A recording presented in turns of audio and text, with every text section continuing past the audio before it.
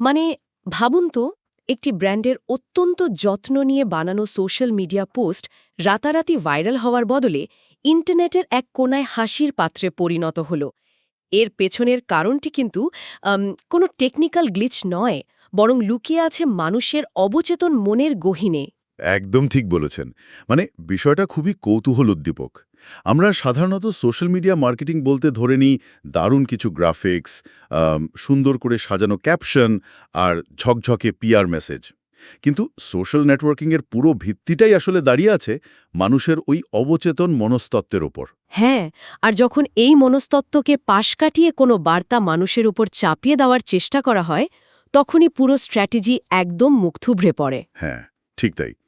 আর এই মনস্তত্ত্ব না বোঝার কারণেই বড় বড় ব্র্যান্ডগুলো অনেক সময় সোশ্যাল মিডিয়ার খেই হারিয়ে ফেলে। আর ঠিক এই জায়গাটা নিয়েই আজকের এই গভীর বিশ্লেষণে আমরা বিস্তারিত আলোচনা করতে যাচ্ছি। আজকের আলোচনার কেন্দ্রে রয়েছে জো ফেডারারের লেখা বিখ্যাত বই the hidden psychology of social networks. দারুণ একটা বই। মানে যারা এই ফিল্ডে কাজ করেন তাদের জন্য এটা অনেকটা বাইবেলের মতো। একদম। আর যারা জো ফেডারারকে চেনেন না তাদের জন্য বলে রাখি, তিনি রেডিটের প্রাক্তন হেড অফ ব্র্যান্ড স্ট্র্যাটেজি।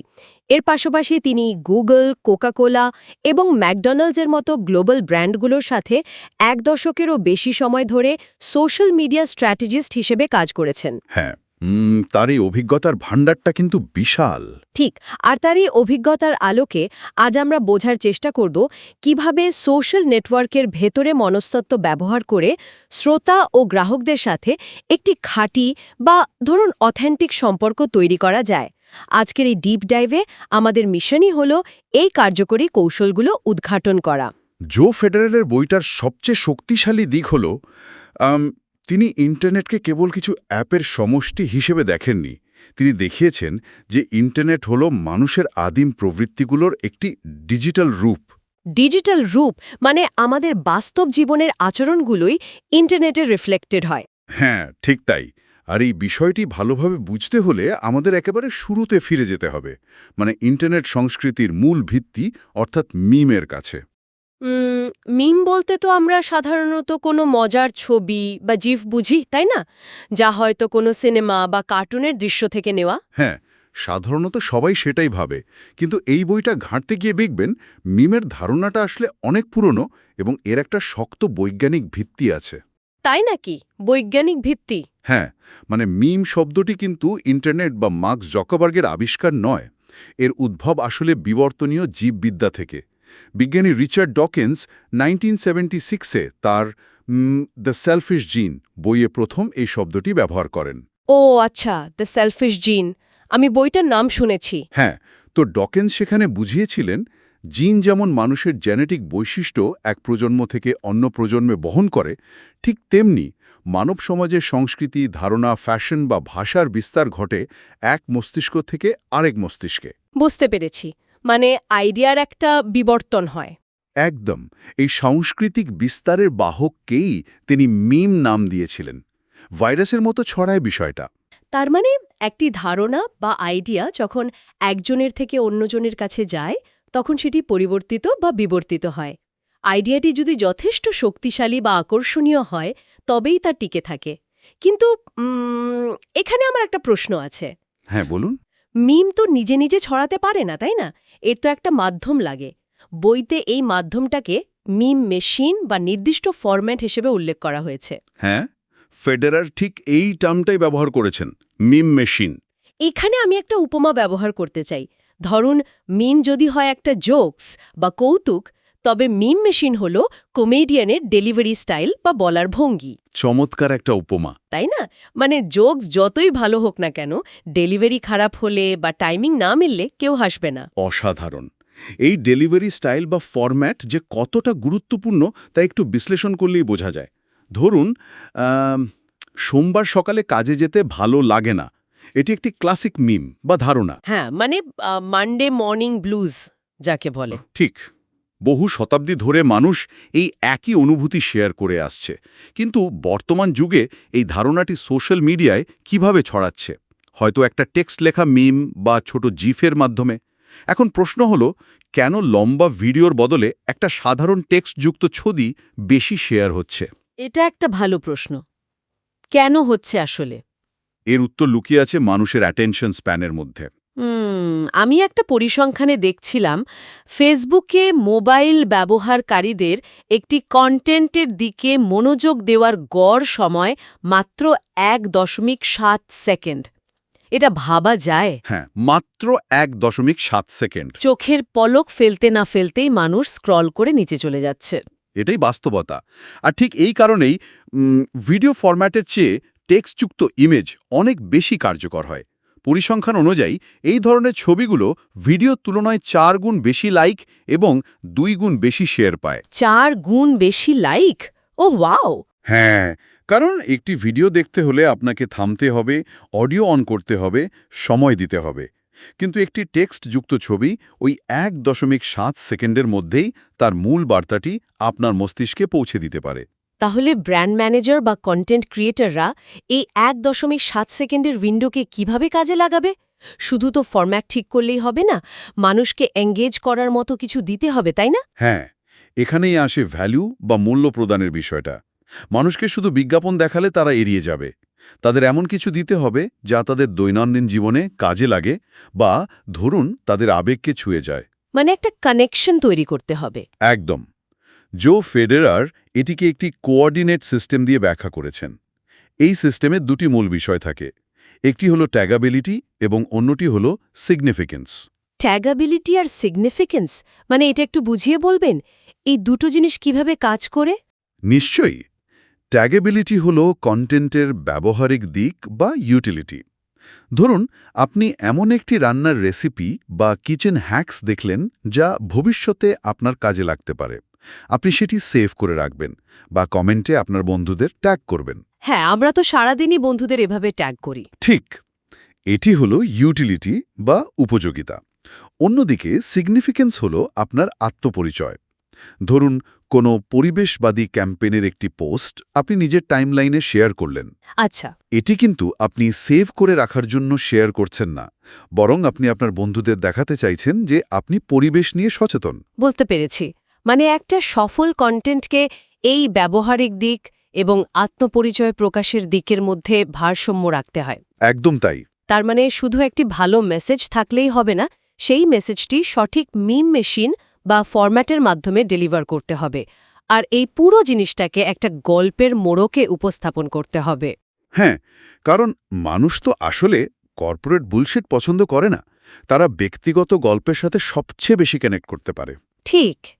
তবে আমি বইটায় পড়েছিলাম যে একই সাথে ব্র্যান্ডগুলোকে তাদের নিজস্ব বিজনেস গোল বা কেপিআই মাথায় রাখতে হয় এবং সব প্ল্যাটফর্মেই নিজেদের ব্র্যান্ডের নিজস্ব একটি ভয়েস বা স্বর বজায় রাখতে হয়। হ্যাঁ, ব্র্যান্ড কন্টিনিউটি খুব জরুরি।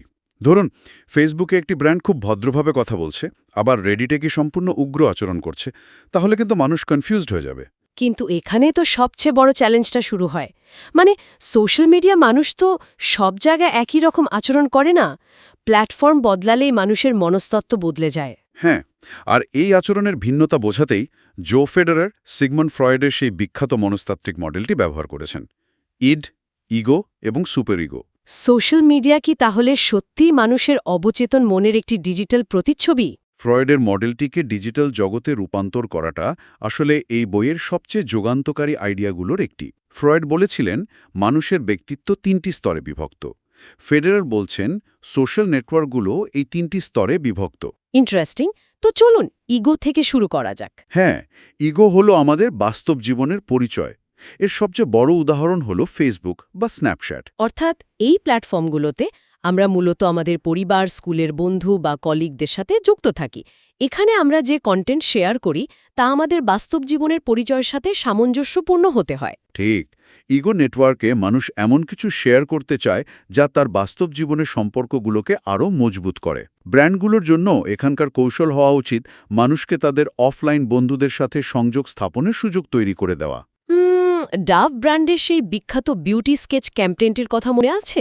আরে হ্যাঁ, ওই ক্যাম্পেইনটা তো অসাধারণ ছিল।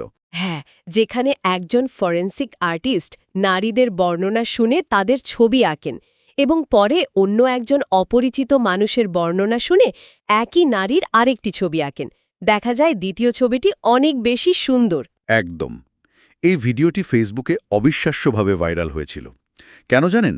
কারণ এটি শুধু একটি সাবানের বিজ্ঞাপন ছিল না। হ্যাঁ, মানুষ এটি শেয়ার করে তাদের বন্ধুদের, বোনদের বা বান্ধবীদের ট্যাগ করে বলতো, তুমি নিজেকে যতটা সাধারণ ভাবো, তুমি আসলে তার চেয়েও অনেক বেশি সুন্দর। ঠিক।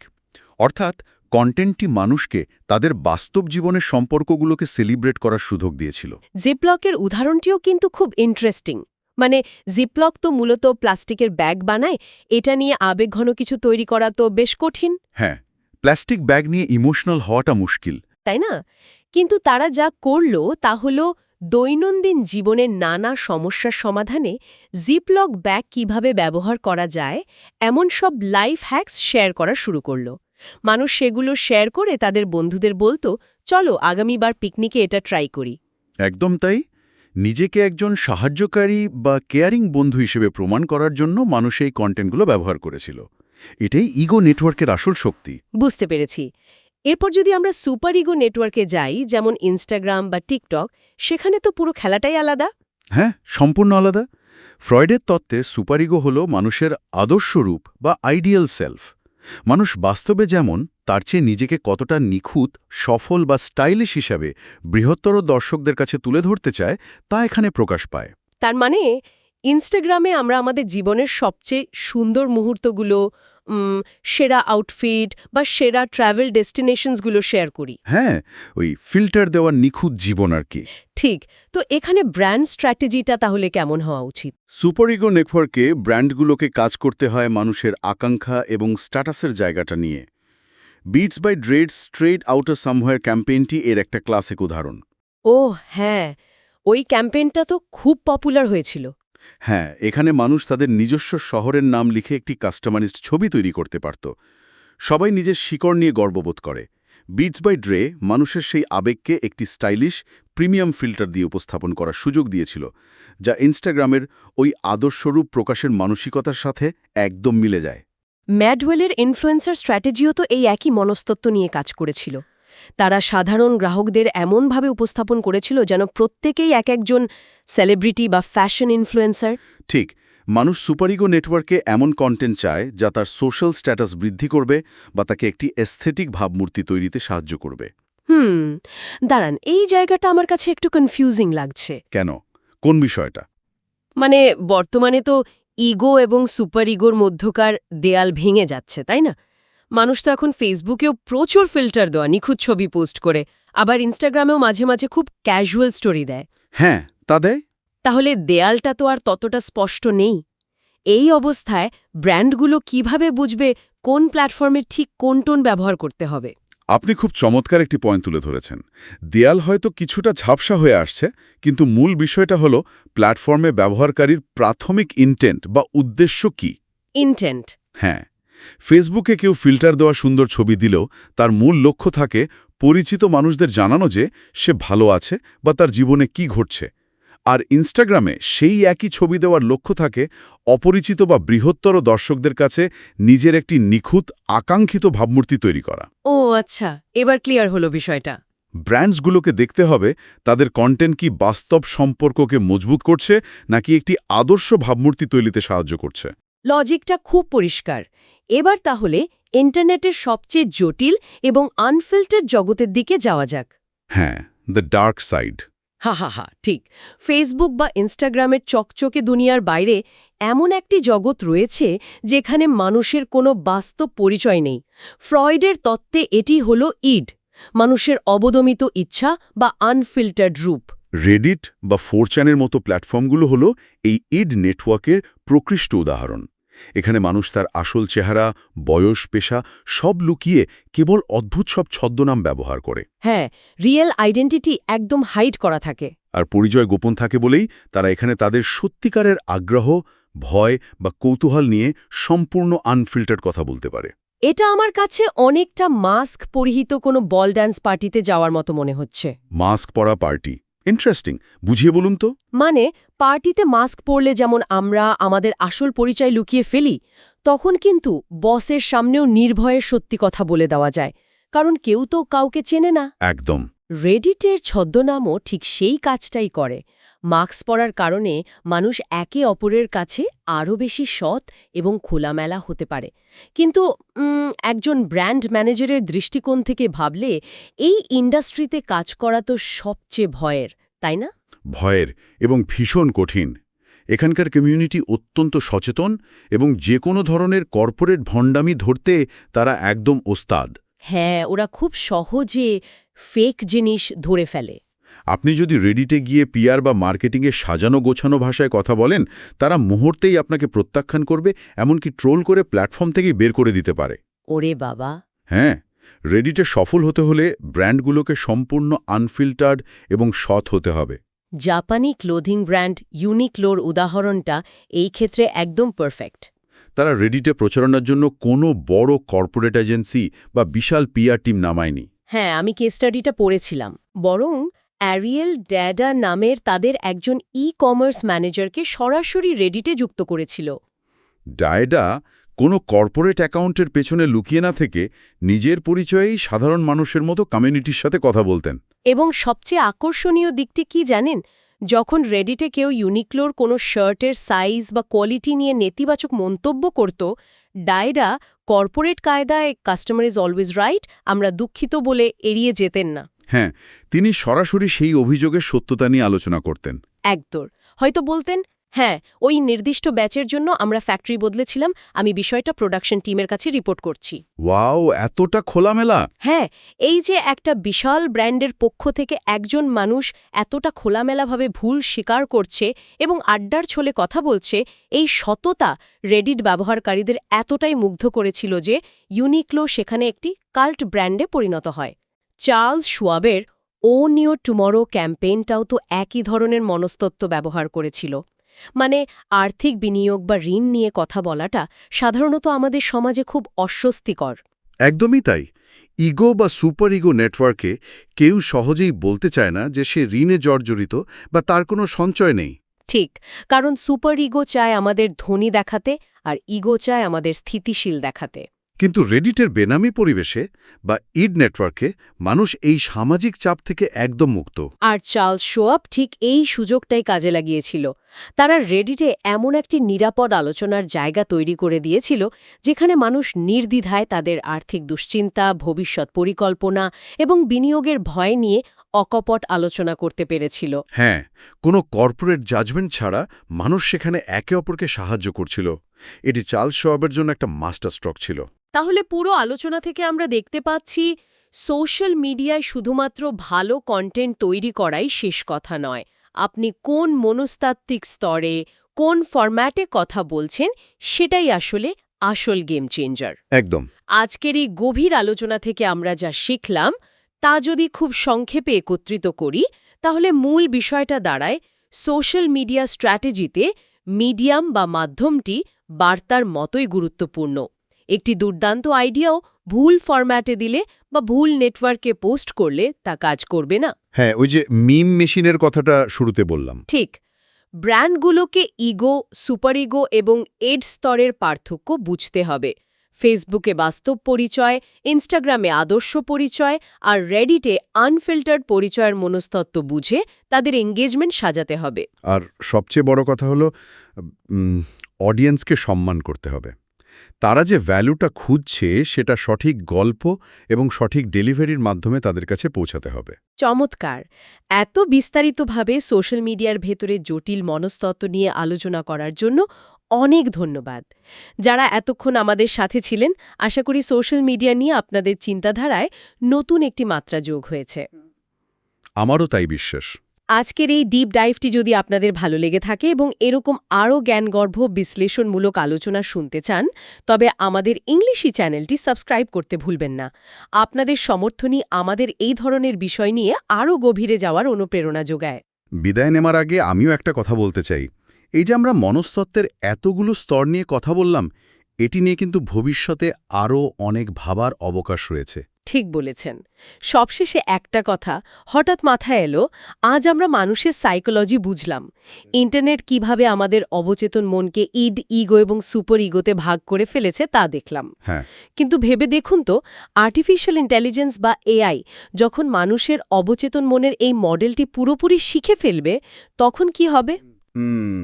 এটা তো বেশ ভয়ের ব্যাপার। তাই না? এআই কি তখন আমাদের বা সুপার ইগোকে লক্ষ্য করে এমন সব নিখুঁত মিম বা কন্টেন্ট তৈরি করবে যা আমরা নিজেদের অজান্তেই শেয়ার করতে বাধ্য হব? ইন্টারনেটের নিয়ন্ত্রণ কি তখন আমাদের নিজেদের হাতে থাকবে, নাকি সেই এআই অ্যালগোরিদমের হাতে চলে যাবে? এটি সত্যি শিওরে ওঠার মতো একটি প্রশ্ন। অ্যালগোরিদম এখনই আমাদের অনেক আচরণ নিয়ন্ত্রণ করছে, আর ইমোশনাল লেভেলে আমাদের হ্যাক করতে পারলে তার ফলাফল কি হবে তা হয়তো সময়ই বলে দেবে। তবে এই মনস্তত্ত্বগুলো সম্পর্কে সচেতন থাকাটাই আমাদের প্রথম প্রতিরোধ ব্যবস্থা হতে পারে। একদম তাই। প্রযুক্তি যত এগোবে, আমাদেরও তত বেশি সচেতন হতে হবে। আজ এ পর্যন্তই। সবাই ভালো থাকবেন, সুস্থ থাকবেন। আবার দেখা হবে নতুন কোনো বিষয়ের গভীর বিশ্লেষণে।